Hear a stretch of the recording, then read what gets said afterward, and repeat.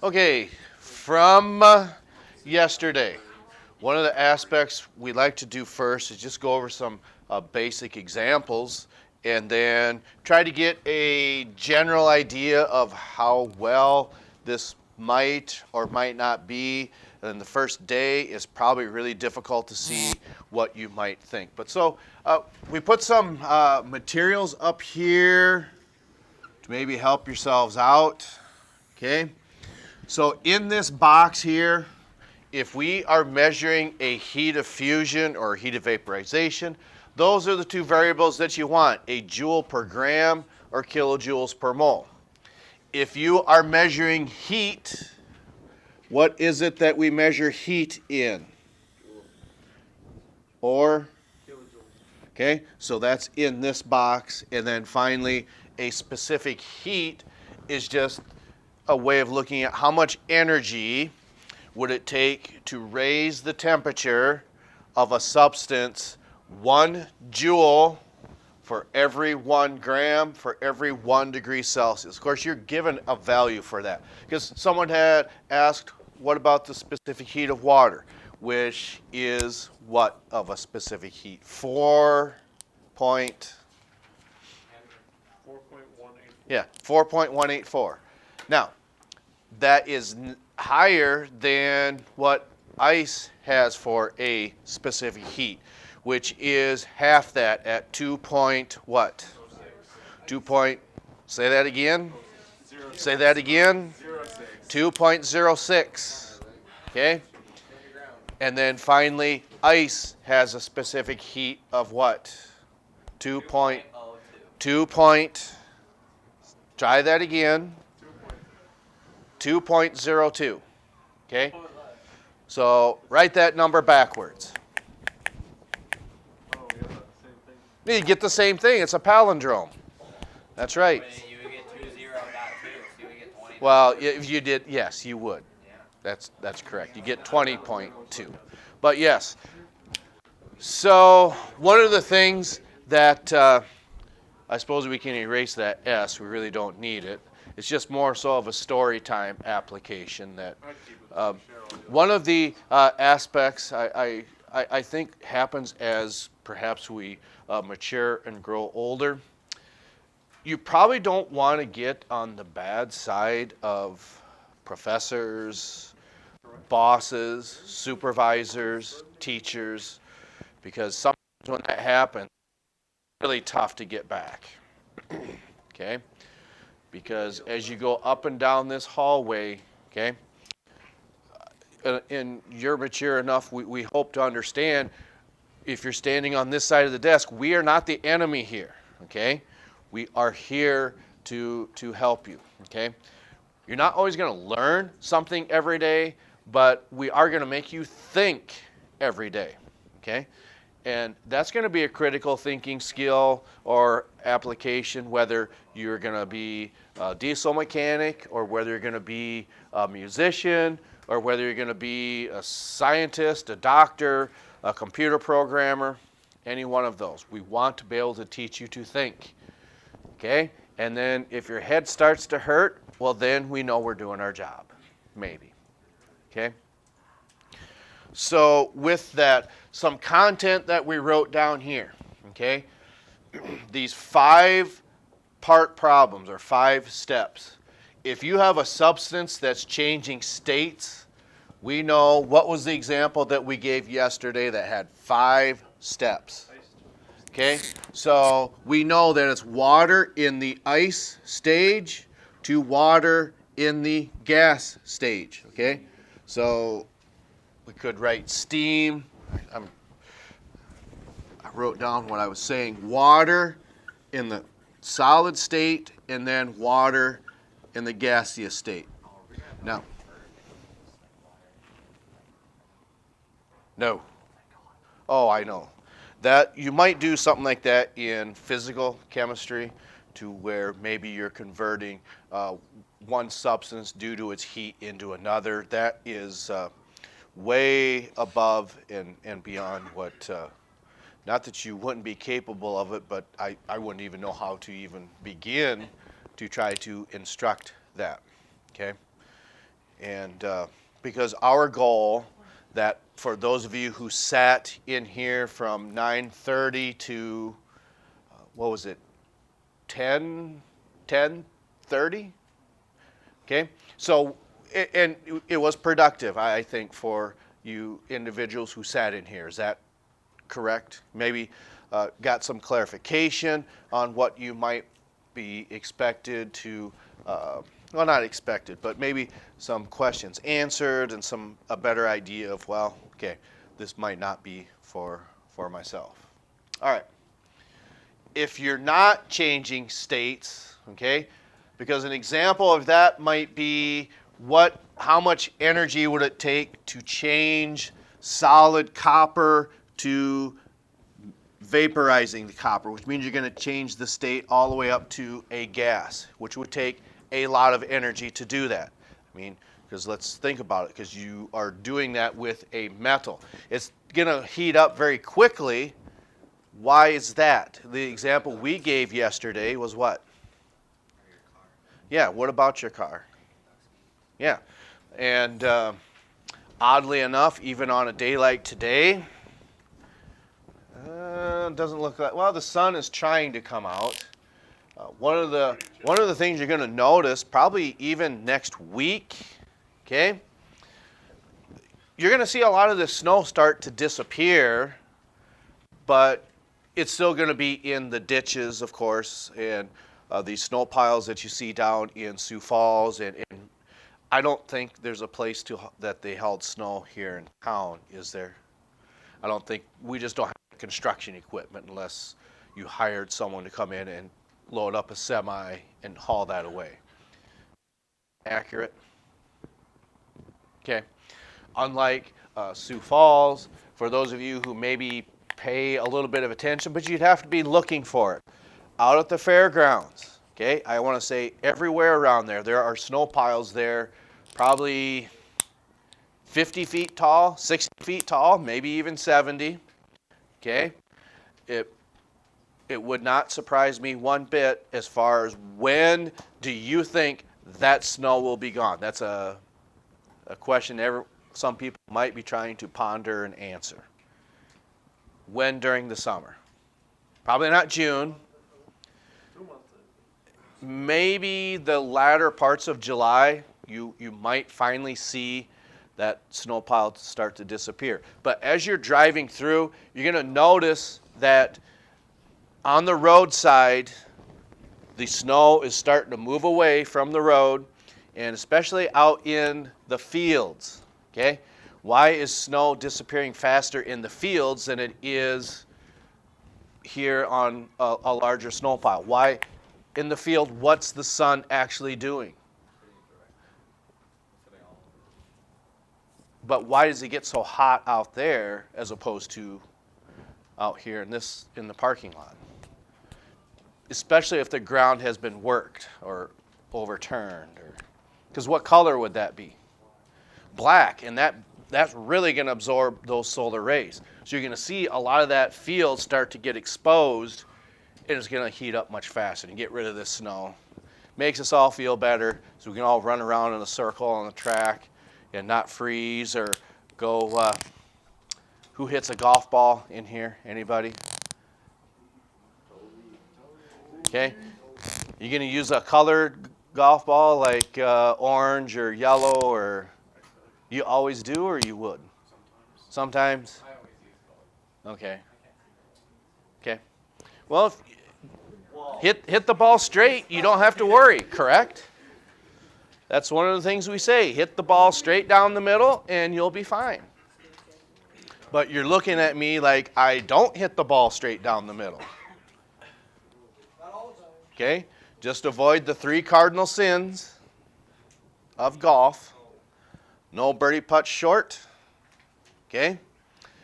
No penalty strokes. And no 3 putts. We nod our head in agreement, but do we avoid those 3 cardinal sins? No. Okay. All right. Some problems are asking, how much heat would we need to melt or vaporize a substance? That just means you're just looking for a quantity of heat, and you would have to know what that substance's heat of fusion is or heat of vaporization. Because remember, if it is asking for this, what do we measure that in? Joules. Or, so that's why you're looking for that, joules or kilojoules, okay? And then sometimes you're looking at a temperature range. How much heat would be needed to, let's say, heat up a sample of copper, iron, or something like that, as long as you don't go past its melting point, okay? Because if we knew or know anything in here about moonshining, okay? If you want to be a moonshiner, which is just applied chemistry, but if you want to be a moonshiner, what metal are you using? Yeah, you're going to use copper because you are heating up that substance, whether it's wheat, rice, more commonly corn, okay? But you do not want that heat to go over what temperature on this paper? What is a critical temperature you do not want to exceed in your copper pot for making your moonshine? Why is that a temperature you want to avoid? You're going to start to warp and melt your copper, okay? So it's amazing what you can learn in a chemistry class, okay? So maybe you're raising the temperature to do your moonshining from outdoor temperature of, we'll say, 42 degrees centigrade. But you think that sounds cold. Doesn't 42 sound cold? Not on the Celsius scale, okay? Because on approximately the Fahrenheit scale, 42 degrees centigrade might be somewhere around what? Does anyone think they can get a good guess? For what? What do you mean? If you had 42 degrees centigrade, approximately what do you think in Fahrenheit that would be? No. I think it's a little higher than that. Probably about 130. That's too high. I would say somewhere in the upper 70s and maybe into the 80s, okay? So again, that's what you would want to avoid. Shut that door, please. Thank you. All right. So here are just some aspects for us to help you out. Now, you might be asking, why do we have this paper in front of us? Well, yes, sir. 104. Oh, okay. Fahrenheit is 104. All right. See, I thought like 37 degrees centigrade was about room temperature, about 74. That's what I was gauging that off of. Okay. So,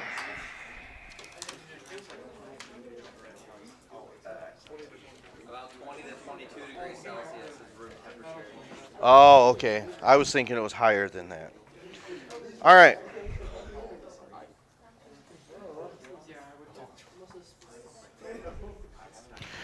So what I want you to do, find nickel on here, okay?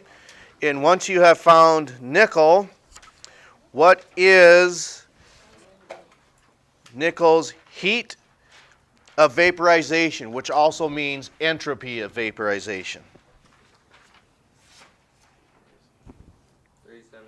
375. 375. See, you got better eyes than I do because I have to have these on. And I almost have to have a line across there. That's why I got this paper, I did. because it's tough to do, okay? So one of the things that we can do in these conversions, okay?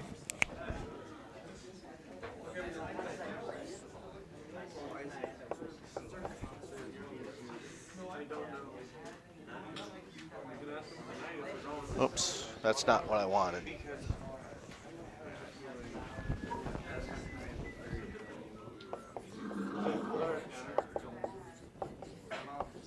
So we've illustrated this before too, correct?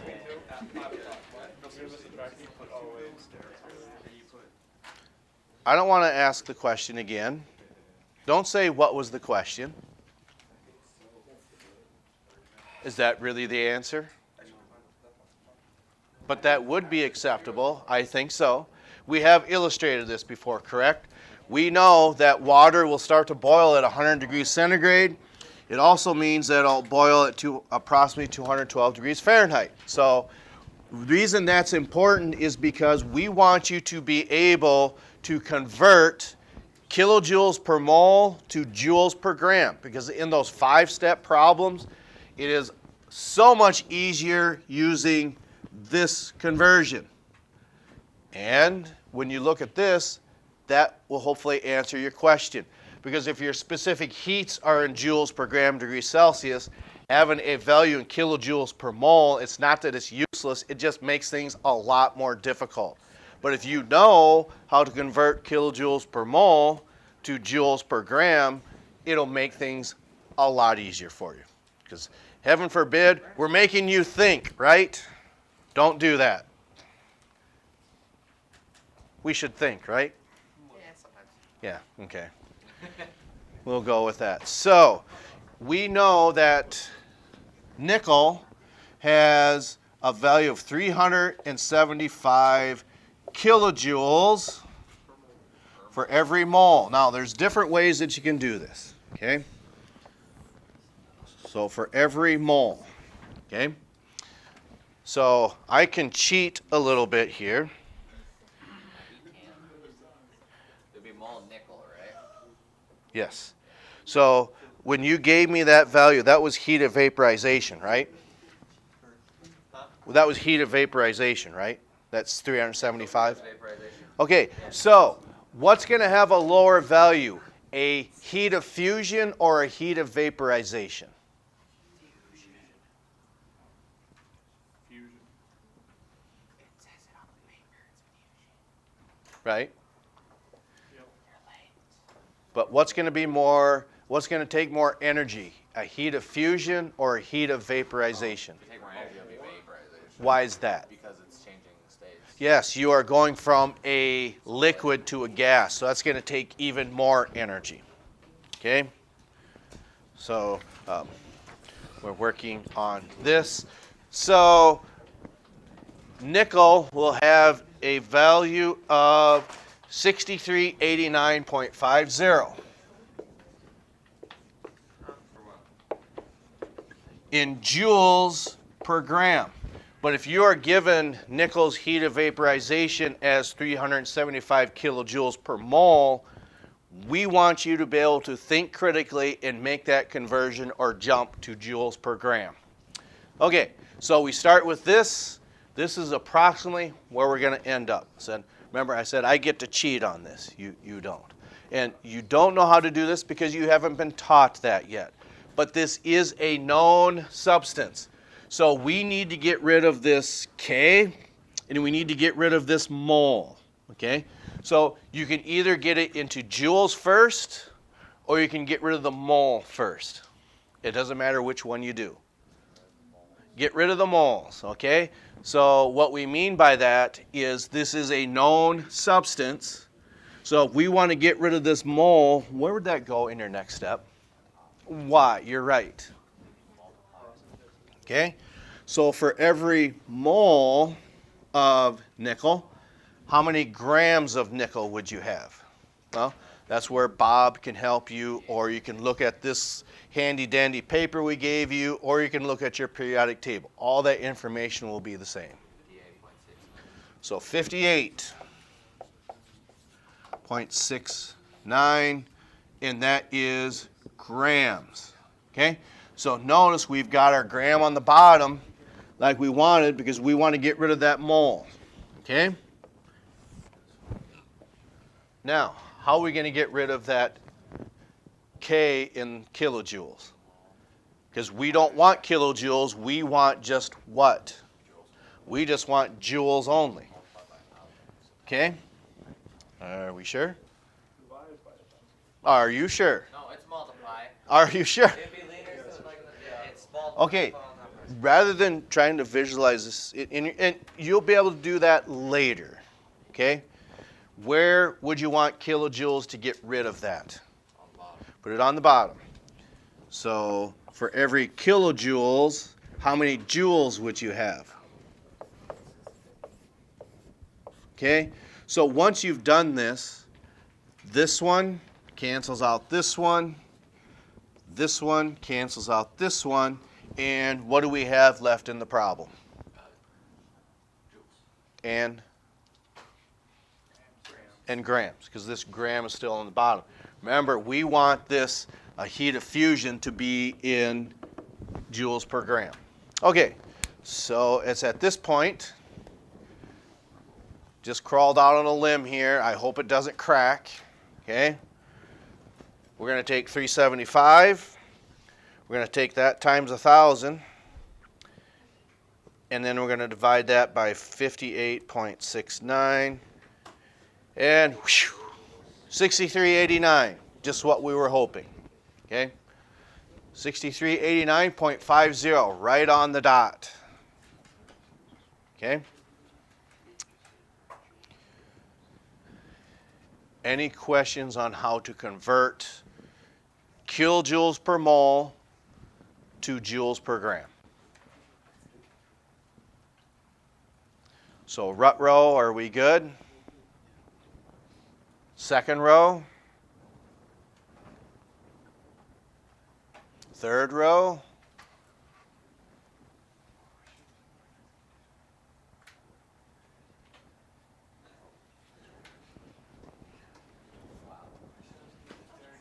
Okay. All right. So we'll go ahead and erase this.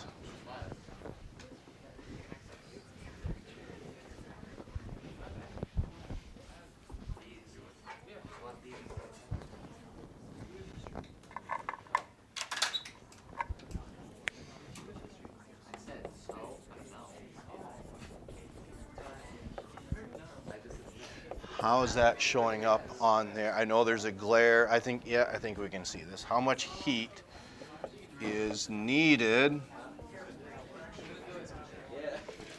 No, we don't forget it tomorrow.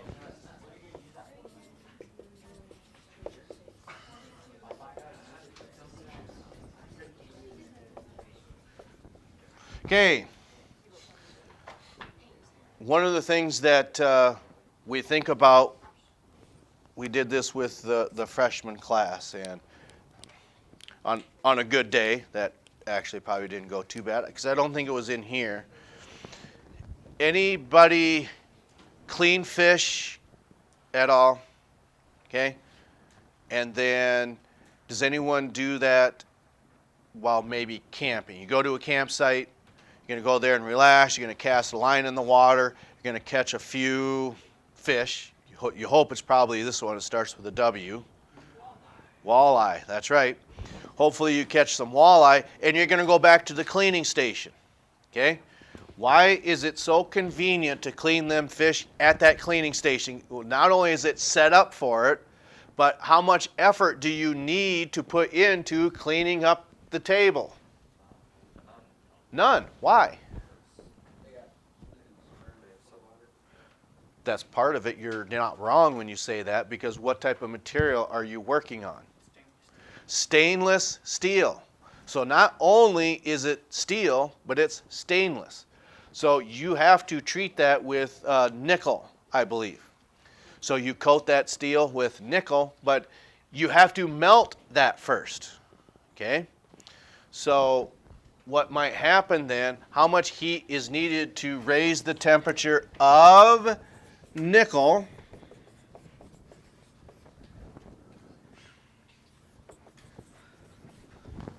Now remember, we want to melt this now. So according to this, you need to make sure that you exceed. Why do you have to exceed 1455? Because that's when it's going to start to melt. Okay? Raise the temperature of nickel from, we'll say,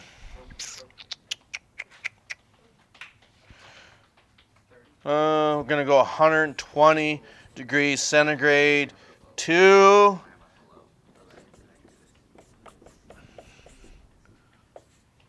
okay? We're just saying melting point because you already said what that value was, which was 1455. So hopefully this is a clue too. So what variable are you looking for? Joules or kilojoules? Okay? So in this case, a couple things we need. How much nickel are we doing to make a table? I would say it's, Oh, a table? yeah. I don't know. I would say probably 2,500 grams. Okay? Because I think once you melt that, it would spread out quite a bit. Okay? So we have, what did I say? 25, what? 2,500. Okay. I was going to say 2,510, but that didn't sound right. 2,500 grams. Okay? So, one last aspect we need to know is, notice we're raising it from 120 degrees centigrade to its melting point. So where in here have we dealt with a temperature range? Exactly. Why is it the bottom one? Okay? So notice one of the aspects that we don't have, when you look at nickel, it will give you a specific heat, but that is for liquid nickel. We need solid nickel.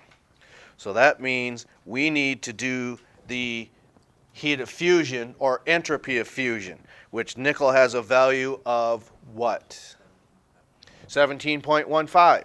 So that means, okay, we need to convert 17.15 kilojoules per mole, and we want to get that to what? Joules per gram, okay? So how are we going to do this in this step? Same way, okay? So what do we want to put up here? For every mole of nickel, how many grams do you have? 55. Okay. Then we need to get rid of that kilojoule. Okay. We put kilojoules on the bottom and 1,000 joules on top. Our kilojoules are gone. Our moles are gone. We're left with joules per gram, and that's what we're looking for. Yes? Oh, it is. Didn't I ask and someone told me 55.85? Oh. Oh, I'm just. Okay, so 58.69. Okay, there we go. Maybe we can just say we're seeing if anybody's paying attention. But we were. So when you punch those out, we hopefully get 1,027. Does anyone have a value? Take 17.15 times 1,000 and divide its atomic mass.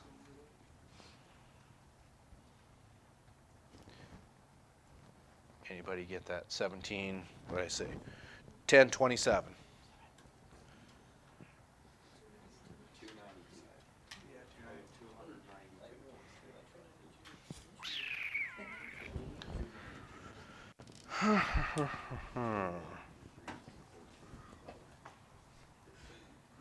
I don't think you would have punched it in your calculator wrong. Did you?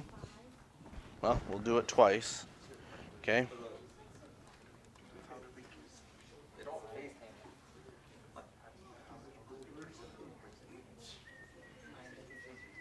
$292. Enthalpy of fusion on nickel. Okay. All right. So 292 joules per gram. That's what I got. Okay. Do we have to do this step for like all of them? Nope. All right. So now upon looking at this, you would be asking yourself, if we just want to find the amount of heat, which is measured in joules or kilojoules, you'd be saying, well, this has the heat of fusion and vaporization, which it does. But it also has what in the problem? It has a what range? A temperature range. And from yesterday, this one looks familiar. A quantity of heat would equal its mass times its specific heat times its change in temperature. Okay? Correct? All right. So we've got a mass of 2,500 grams. Okay? Next, you can do your temperature range, which was 1455. So how do we find your change in temperature? Temperature final minus temperature initial, which means 120 from 1455 gives you what?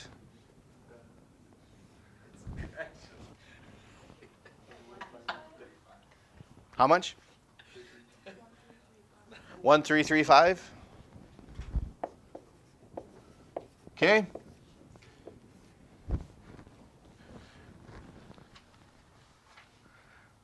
Huh.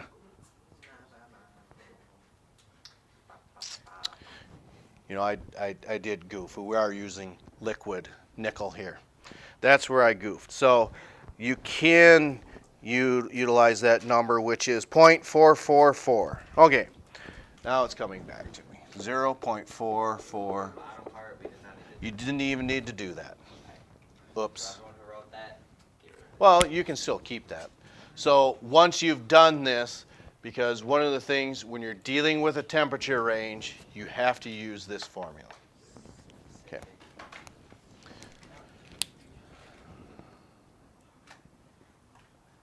Okay, so as you're looking at this paper, this is going to be one of those examples to where the first one is going to seem like really, really difficult. The second paper you get, this is still pretty hard. And then finally the third one, okay, now I think we pretty much have a grasp on this. And that's not that you're not trying at this, it's just what we've experienced in the past. Because here again, just think if you were not exposed to this, then you're expected to know this in college. I know a lot of you are in here and maybe you won't be using that in the future, and maybe you'll change your mind in the future. And then you're going to say, gosh, I'm glad I took this class. But it hasn't diminished the effort that a lot of you have put in here, which we appreciate. It takes a lot of work. Okay, so what I want you to do, and for those of you who are gone tomorrow, I don't think it's a whole lot of you, is it, for track? 1, 2, 3, 4.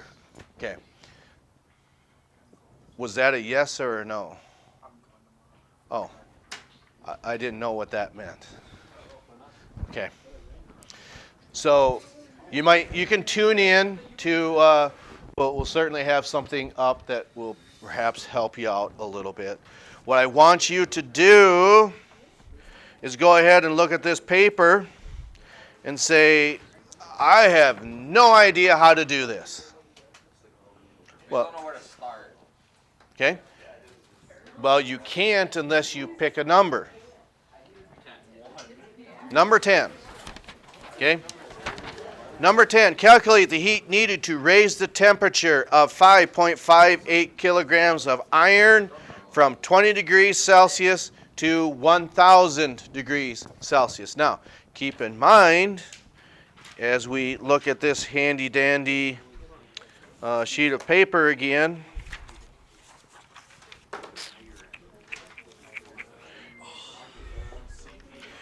I think iron has the same specific heat, very close to that of nickel. Okay, so when it says calculate the heat, what variable do you know you have to end with? Joules or kilojoules, because that is how heat is measured. Okay? So we are given a mass and we're given a temperature range. and you would have to know what the specific heat of iron is. You don't have to guess what that is because it is provided on this paper. So what does iron have for a specific heat? 0.449 is very comparable to that of iron, okay? And that would be no surprise because they're almost next to each other on the periodic table. So just out of curiosity, what would cobalt have for a specific heat, since we're on that topic? 447. So again, I was going to say, holy cow, you read that fast. 0.421, I think. That is if I'm reading this correctly. So again, metals, that value is so small because metals conduct heat and electricity so well. That's why that value is so small.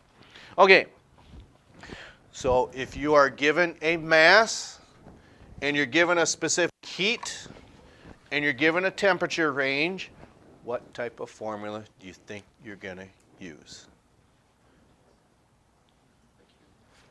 Okay, quantity of heat equals what?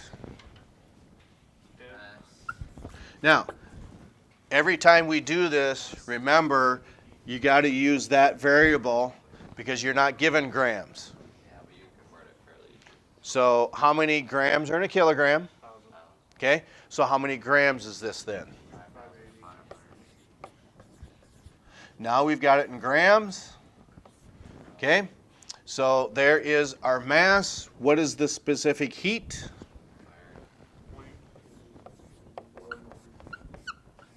0.449, right? Okay. And then what is our temperature range? 22,000, so it would be final, so 980.